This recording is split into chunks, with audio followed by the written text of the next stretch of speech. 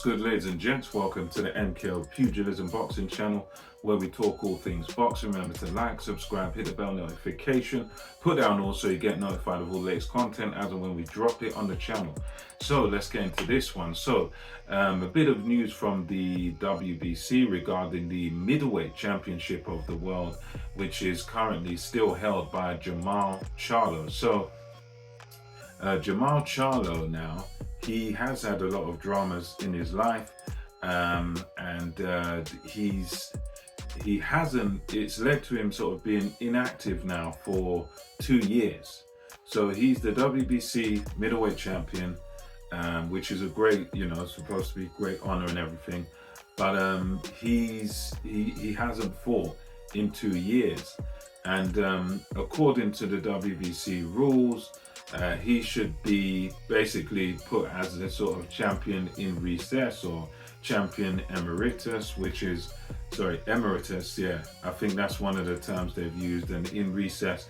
So what they're supposed to do, according to their rules, is they are supposed to free up the belt, make Charlo sort of a champion in recess, who he's there on the shelf. He can be out for as long as he needs to be.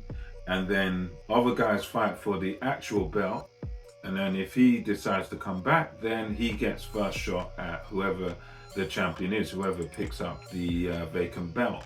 And that's what's in their rule set. There was a guy, I forget his name, but I watched a brilliant interview that this gentleman done with Mauricio Suleiman, where he grilled him. He questioned him about this because he, much like a lot of fans, find the WBC to be very, very contradictory.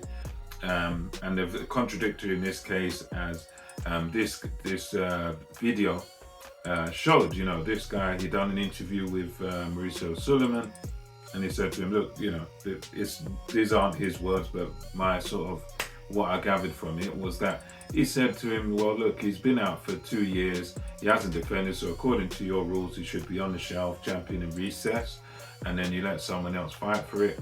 And Suleiman became very defensive, like, what are you getting out of this interview? And he said, basically, there's no timetable for Jermall Charlo to have any obligations in terms of defending his title. We, the WBC, we're going to support him, we're going to be there for him, we're going to look after him, but there's no timeline on when he should be fighting. Now that, to me, it sounds benevolent, it sounds very loving. It actually, if you don't know about boxing, that would sound pretty good, that, oh, this organization, they're going to look after this boxer, they're going to do this, they're going to not make any obligations. It sounds benevolent, sounds very loving, but the fact of the matter is, as many people have pointed out, many people know deeply about boxing, is that you've got guys there, you've got a whole, load of rankings, several guys ranked 10, but however many guys are in WBC ranking, you definitely got a top 10 there of sort of good middleweights there. And these guys, they all have to pay fees, they pay sanctioning fees to be in the WBC rankings, right? And they're all there, they're all paying their fees. And then because of what the WBC has done by protecting one fighter, protecting a champion, now what that means is that these guys that are paying their sanctioning fees to be ranked in the WBC organization, these guys are never going to get their shot. And that's totally unfair. That's totally unfair to every single boxer who's being a mug and who's paying all these sanctioning fees to them. They're getting paid all this money, and then the reality is these guys, they're never going to get their shot. And I think, as much as, yes, it's good to care for people and whatnot, I just can't understand for the life of me how they could allow a guy to sort of sit on the shelf. Okay, or if he's not defended for a year or several months or whatever, okay, maybe you can make an excuse for that. But this is 2 years now, and you're meant to be you're meant to be an organization that has a coveted championship, the green belt, the big belt that everybody covets, everybody wants, but you're protecting one fighter in particular and you're sort of all the other guys that are in your rankings are never going to get a shot, all because you're protecting one guy. And this kind of highlights the hypocrisy of this organization, that they're supposed to be people that care about the sport of boxing. They're supposed to be they're supposed to have rules, regulations, and whatnot. And here they go shirking their own rules. They've done exactly the same thing. It's kind of different context, but with Tyson Fury. Now, Tyson Fury, he's a guy that there's, again, the whole thing, top 10 heavyweights in the WBC rankings. They're all paying their sanctioning fees.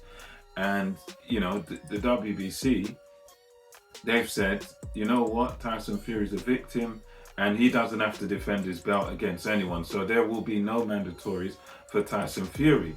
And then they look at other guys like Devin Haney and say, no, you've got to fight your mandatory in 5 minutes. So they really are showing themselves up here. Because imagine you know, they're giving one man the freedom to never really have to defend his belt. And, you know, he hasn't done it for 2 years or whatever. And for the foreseeable future, he doesn't have to defend his belt, yet he's still called a champion.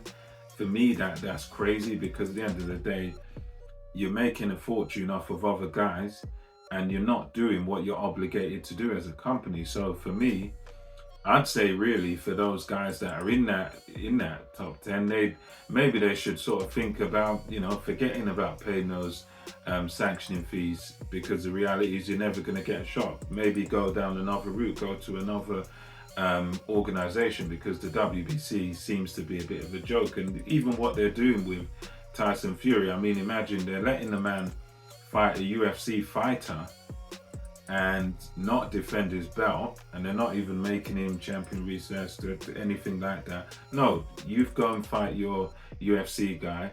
You have no mandatories. You can fight a guy that's not a boxer, and all those guys in the top 10 are paying their money to be in that top 10, to be ranked. They're all getting mugged off, and it's okay because it's one of our favorite fighters. And yeah, for me, it is a sad state of affairs, because in Charlo's case, okay, fair enough, he's got his situation, you know, I can empathize with that. But at the same time, you can't allow one man's sort of situation or maybe personal problems to hold up an entire division. At the end of the day, the sport has to keep running, it has to keep going. You know, why not put him on the shelf, champion in recess, let other guys compete for the belts? Because if you don't do that, then you're essentially, you're holding up everybody just for one man. And I just don't see the logic in that. I don't see the point in that. And I think it really does just show the true colors of the WBC, that what they do is they've got their favorite fighters, and their favorite fighters can pretty much do what they want. Similar to what they've done with Canelo as well. They made the excuse of the tainted meat, the tainted beef, whatever your views are on that. He's still one of my favorite fighters, but I have to admit, look, they made an excuse for him straight away. He didn't even have to make an excuse as to why he failed the PED test. They come up with, yeah, it's tainted beef, you know, and it's like, you're supposed to be objective. You're supposed to be a reputable organization. But anyway, that's just my thoughts on it. WBC say Charlo's got no deadline, there's no timetable for him to fight anyone, so it's one of them where it looks like he could take that title until he retires. He could do another 5 years without fighting anyone, and they seemingly do not care. So anyway, that's my thoughts on it. For me, it's upsetting because it holds up the middleweight division, and there's guys there that are basically being robbed, paying sanctioning fees, and they're never going to get a shot. To me, that's sad, and that is terrible, especially for the boxers and for the sport of boxing. So let me know your thoughts on this, comment section below. Until next time, it's MKO Pugilism, and I'll see you later.